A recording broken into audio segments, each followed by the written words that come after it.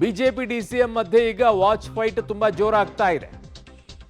ಡಿಕೆಶಿ ಕೈಯಲ್ಲಿ ಕದ್ದಿರೋ ವಾಚ್ ಇದೆ ಅಂತ ಬಿಜೆಪಿ ಹೇಳಿಕೆಗೆ ಡಿಸಿಎಂ ತಿರುಗೇಟನ್ನ ಕೊಟ್ಟಿದ್ದಾರೆ. ಹೌದು, ಕದ್ದಿದ್ದೀನಿ, ಅವರ ಮನೆಯಲ್ಲೇ ಕದ್ದಿದ್ದೀನಿ ಅಂತ ಡಿಕೆ ಶಿವಕುಮಾರ್ ಅವರು ವಾಪಸ್ ಹೇಳಿದ್ದಾರೆ. ನನ್ನ ವಾಚ್ ಬಗ್ಗೆ ಚಲುವಾದಿಗೆ ಏನ್ ಗೊತ್ತು? ಬಿಜೆಪಿ ಡಿಸಿಎಂ ಮಧ್ಯೆ ಜೋರಾಗಿದೆ ವಾಚ್ ಫೈಟು.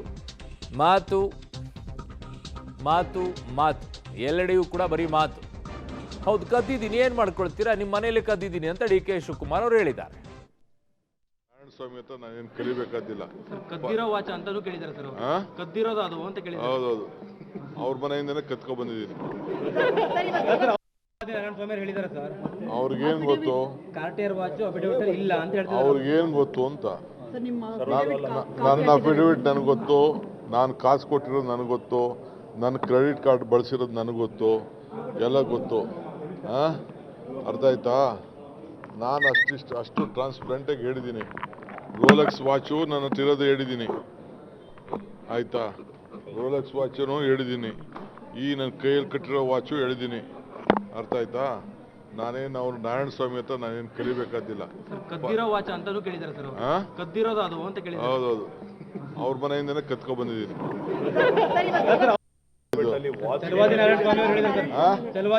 ಹೇಳಿದಾರೆ ಸರ್.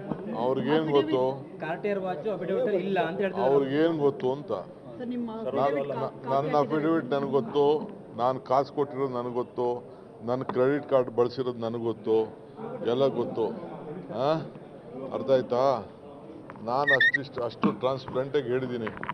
ರೋಲೆಕ್ಸ್ ವಾಚು ನನ್ನ ಹತ್ರ ಇರೋದು ಹೇಳಿದ್ದೀನಿ, ಆಯ್ತಾ? ರೋಲೆಕ್ಸ್ ವಾಚನು ಹೇಳಿದ್ದೀನಿ, ಈ ನನ್ನ ಕೈಯಲ್ಲಿ ಕಟ್ಟಿರೋ ವಾಚು ಹೇಳಿದ್ದೀನಿ. ಅರ್ಥ ಆಯ್ತಾ? ನಾನೇನು ಅವ್ರು ನಾರಾಯಣ ಸ್ವಾಮಿ ಹತ್ರ ನಾನೇನು ಕಲಿಬೇಕಾದಿಲ್ಲ. ಕದ್ದಿರೋ ವಾಚ್ ಅಂತಾನೂ ಕೇಳಿದಾರೆ ಸರ್.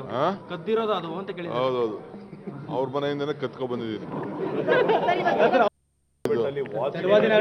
ಕೆಲವೊಂದು ಟೈಮಲ್ಲಿ ಮಾತುಗಳು ಶಾರ್ಪ್ ಆಗೇ ಇರುತ್ತೆ. ಬಟ್ ಈಗ ಅದು ಕೇಳ್ತಾ ಇರುವಂಥ ಬಿಜೆಪಿಯವರ ವಿಚಾರದಲ್ಲಿ ಉತ್ತರವನ್ನು ಕೊಡಬೇಕಾಗಿರುವಂಥ ಜವಾಬ್ದಾರಿ ಅಧಿಕಾರದಲ್ಲಿರುವಂಥವ್ರಿಗೆ ಇದ್ದೇ ಇರುತ್ತೆ.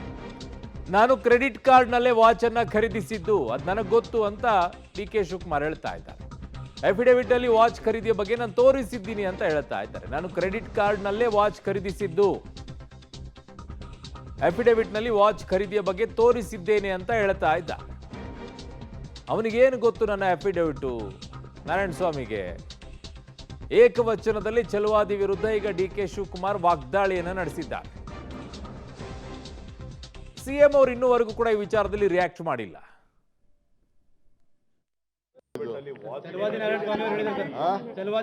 ಹೇಳಿದಾರೆ ಸರ್. ಅವ್ರಿಗೇನ್ ಗೊತ್ತು? ಕಾರ್ಟಿಯರ್ ವಾಚ್ ಅಫಿಡವಿಟ್ ಇಲ್ಲ ಅಂತ ಹೇಳ್ತಾರೆ. ಅವ್ರಿಗೇನ್ ಗೊತ್ತು ಅಂತ? ನನ್ನ ಅಫಿಡವಿಟ್ ನನಗೆ ಗೊತ್ತು, ನಾನು ಕಾಸು ಕೊಟ್ಟಿರೋದು ನನಗೆ ಗೊತ್ತು, ನನ್ನ ಕ್ರೆಡಿಟ್ ಕಾರ್ಡ್ ಬಳಸಿರೋದು ನನಗೆ ಗೊತ್ತು, ಎಲ್ಲ ಗೊತ್ತು. ಅರ್ಥ ಆಯ್ತಾ? ನಾನು ಅಷ್ಟು ಟ್ರಾನ್ಸ್ಪರೆಂಟಾಗಿ ಹೇಳಿದ್ದೀನಿ. ರೋಲೆಕ್ಸ್ ವಾಚು ನನ್ನ ಹತ್ರ ಇರೋದು ಹೇಳಿದ್ದೀನಿ, ಆಯ್ತಾ? ರೋಲೆಕ್ಸ್ ವಾಚನು ಹೇಳಿದ್ದೀನಿ, ಈ ನನ್ನ ಕೈಯಲ್ಲಿ ಕಟ್ಟಿರೋ ವಾಚು ಹೇಳಿದ್ದೀನಿ. ಅರ್ಥ ಆಯ್ತಾ? ನಾನೇನು ಅವ್ರು ನಾರಾಯಣ ಸ್ವಾಮಿ ಹತ್ರ ನಾನೇನು ಕಲಿಬೇಕಾದಿಲ್ಲ. ಕದ್ದಿರೋ ವಾಚ್ ಅಂತಾನೂ ಕೇಳಿದಾರೆ ಸರ್. ಕದ್ದಿರೋದು ಅದು ಅಂತ ಕೇಳಿದ್ದಾರೆ. ಹೌದೌದು, ಅವ್ರ ಮನೆಯಿಂದನೇ ಕತ್ಕೊಂಡ್ ಬಂದಿದ್ದೀನಿ. ನನ್ನ ಸಹೋದ್ಯೋಗಿ ಈಗ ಪೊಲಿಟಿಕಲ್ ಬ್ಯೂರೋದಿಂದ ಸುಖೇಶ್ ನನ್ನ ಸಂಪರ್ಕಕ್ಕೆ ಸಿಗ್ತಾ ಇದ್ದಾರೆ. ಸುಖೇಶ್, ಈ ವಿಚಾರದಲ್ಲಿ ಕೆಲವೊಂದು ಟೈಮಲ್ಲಿ ಅವ್ರು ಮಾತನಾಡುವಂಥದ್ದು, ಕೊಡುವಂತಹ ಏಟುಗಳು, ವಾಪಸ್ ತಿರುಗೇಟುಗಳು ಚೆನ್ನಾಗಿರುತ್ತೆ. That's okay, fair. ರಾಜಕೀಯದಲ್ಲಿ ಎಲ್ಲವೂ ಕೂಡ ಇರುತ್ತೆ. ಆ ಕಡೆಯಿಂದ ಹೇಗೆ ಮಾತು ಬರುತ್ತೆ, ಈ ಕಡೆಯಿಂದ ಹಾಗೆ ಹೋಗುತ್ತೆ. ಬಟ್ ಏನೇ ಇದ್ರೂ ಕೂಡ ಒಂದು ಉತ್ತರ ಅಂತೂ ಬೇಕಾಗುತ್ತಲ್ಲ ಈ ವಿಚಾರದಲ್ಲಿ. ಮಾನ್ಯ ಮುಖ್ಯಮಂತ್ರಿಗಳು ಮತ್ತು ಉಪಮುಖ್ಯಮಂತ್ರಿಗಳಿಂದ ಈ ವಾಚ್ಗಳು ಎಲ್ಲಿಂದ ಬಂದಿದ್ದು ಏನು ಅಂತ ಮುಖ್ಯಮಂತ್ರಿಗಳು ಯಾಕೆ ಎಂಟ್ರಿ ಕೊಡ್ತಾ ಇಲ್ಲ ಇನ್ನೂ ವಿಚಾರದಲ್ಲಿ? ಖಂಡಿತ ಅರುಣ್, ಖಂಡಿತ ಹೌದು. ಯಾಕಂದ್ರೆ ಮುಖ್ಯಮಂತ್ರಿಗಳು ಈ ವಿಚಾರದಲ್ಲಿ ಮಾತಾಡಿದ್ರೆ, ಉಪಮುಖ್ಯಮಂತ್ರಿಗಳು ಈ ಬಗ್ಗೆ ಈಗಾಗಲೇ ಸ್ಪಷ್ಟನೆ ಕೊಟ್ಟಿದ್ದಾರೆ. ನಾವು ಎಲ್ಲಿ ತಗೊಂಡ್ವಿ ವಾಚ್ ಅನ್ನುವಂಥದ್ದು, ಮತ್ತು ಇಬ್ಬರ ಕೈಯಲ್ಲಿ ಒಂದೇ ವಾಚ್ ಇತ್ತು, ಒಂದೇ ರೀತಿಯ ವಾಚ್ ಇತ್ತು ಅನ್ನುವಂಥ ವಿಚಾರದಲ್ಲಿ ವಿಪಕ್ಷಗಳು ಕೂಡ ಅದನ್ನ ಟೀಕೆ ಕೂಡ ಮಾಡಿದ್ರು.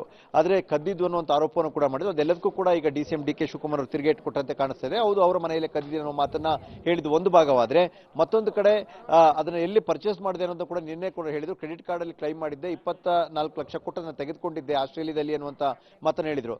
ಆದ್ರೂ ಕೂಡ ಅದು ಪದೇ ಪದೇ ವಿವಾದ ಅನ್ನುವಂಥ ರೀತಿಯಲ್ಲಿ ವಿಪಕ್ಷಗಳು ಹೇಳ್ತಾ ಇರೋದ್ರಿಂದ ಅದು ವಿವಾದದ ಸ್ವರೂಪವನ್ನು ಪಡೆದಿರುವಂತೆ ಕಾಣಿಸ್ತಾ ಇದೆ. ಅರುಣ್. ಓಕೆ ಸುಖೇಶ್, ನಿಮ್ಮೆಲ್ಲ ಮಾಹಿತಿಗೆ ಧನ್ಯವಾದಗಳು.